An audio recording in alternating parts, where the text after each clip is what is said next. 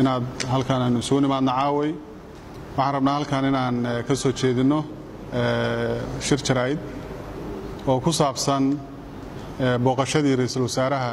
Soomaaliya Xasan Cali Khayre uu ku yimid magaalada Gaalkacyo ugu horreyn waxaan u mahadcelinayaa dhammaan dadka reer Puntland isimada waxgaradka ganacsatada dhalinyarada sidii aadka u wanaagsanayd saraakiisha iyo madaxdaba sidii aadka u wanaagsanayd ee loogu wada diyaar garoobay soo dhaweyntiisa markuu dalbaday inuu Puntland ku yimaado booqasho intii muddadii maadaama uu joogay magaalada Gaalkacyo dhanka Galmudug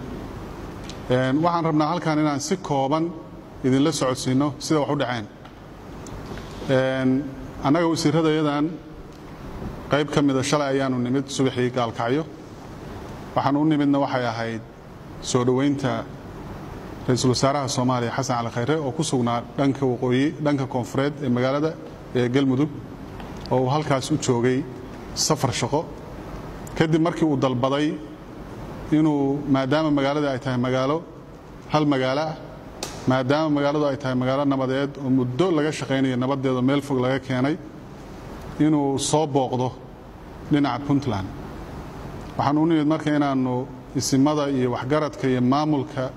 iyo hay'adaha kala duwan ee shacabka aanu xoojino soo dhaweyntiisaas nasiib darro tan iyo shalay waxaanu ku jiray kan Puntland ahaan u diyaar garowga arrintaas iyo inaanu diyaar u nahay laakiin waxa dhacday in la isla afgaran waayay hanaankii loo soo dhaweyn lahaa oo ay tahay Puntland ahaanna inaanu diyaarinay maqaamkii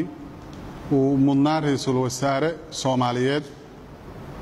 mid la mid ah midku ku mudnaa inuu ka soo dago aeroboorada soo Puntland booqanaya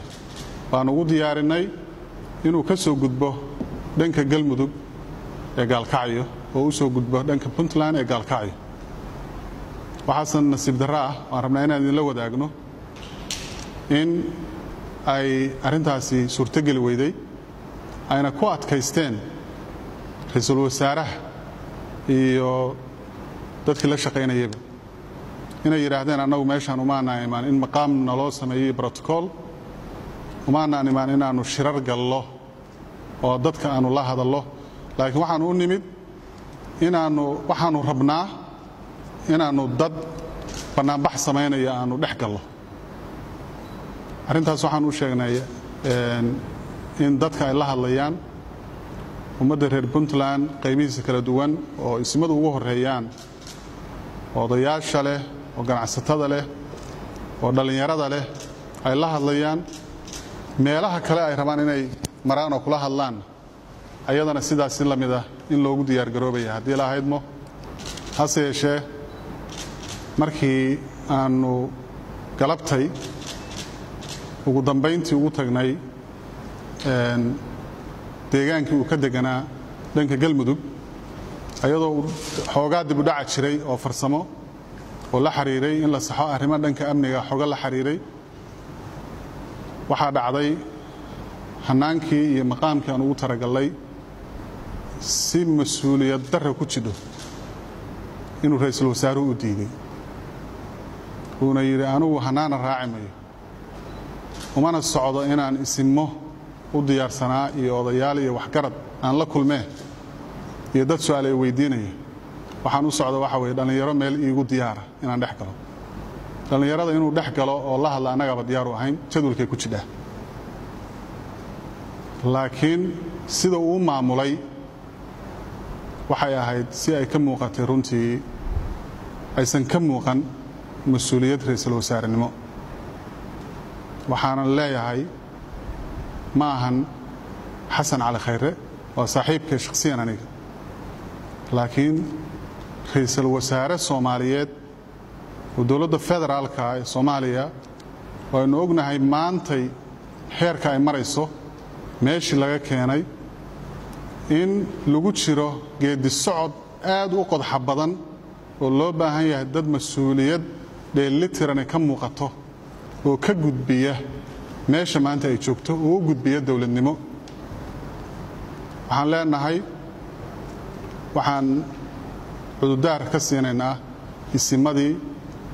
iyo waxgaradkii iyo odayaashii iyo cuqaashii u diyaarsanaa inay soo dhoweeyaan oo ay ku soo dhoweeyaan madaxtooyada Puntland caaway ra'iisul wasaaraha wixii dhacay oo aysan ahayn wax mudankooda ah waxaan rajaynaynaa haddii la ahaydmo arrintaas inay noqoto mid ay ka dhalato faham aragti dheer leh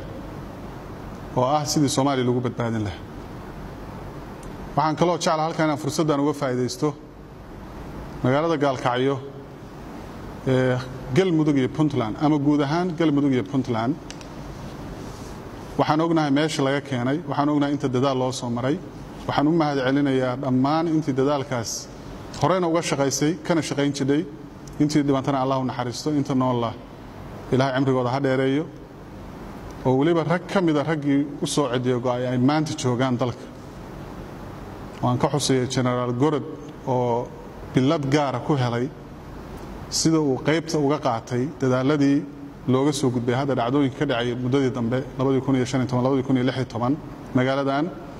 maantana nabadda lagu waarayo halkan aynu ku helay waxaan ka digaynaa marka uguna baaqaynaa dhammaan dadka reer Puntland iyo dadka reer Galmudugba inay ilaashadaan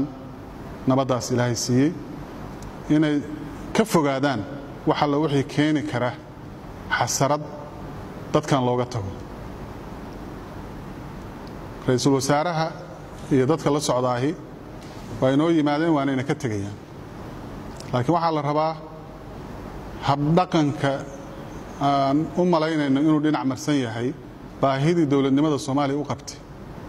inuusan noqon mid raad ku reeba dadka walaalaha ee reer Galmudug iyo reer Puntland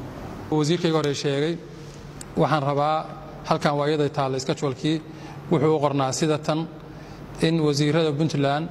iyo madaxda mas'uuliyiinta Puntland ay ra'iisul wasaaraha ka soo qaadaan xarunta uu ka degan yahay Galmudug xaafadda Gaalkacyo dhinaca koonfurta inuu marka u horeysa booqdo hospitaalka oo dhismo ka socdo marka ku xigtana inuu la kulmo bulsho weynta oo kula kulmo madaxtooyada Puntland oo asaga loo diyaariyay bulshadaas oo isugu jirtay isimada nabadoonnada cuqaasha ganacsatada dhalinyarada ururada bulshada cid kasta marka uu halkaas kula kulmo oo khudbad uga jeediyo ayaguna ay kula hadlaan kadib in loo kaxeeyo garoonka kubadda cagta ee Cawaale halkaas oo dadka dhalinyarada iyo kula kulmayo lana kulmayo maamulka garoonka gacanta ku haya kadibna uu madaxtooyada dib ugu soo noqdo halka isimada uu si gaar ah uga kulmo casho sharaf loo sameeyay halkaas ka dhacdo cidii kale uu ra'iisul wasaaruhu dalbadana ay sida kulankeedu ku dhacdo kadibna aanba bixin heer ra'iisul wasaaraha in loo sameeyo intaas ba sidaan sheegnay wuxuu ka doorbiday in uu si qariska tuurnimo ah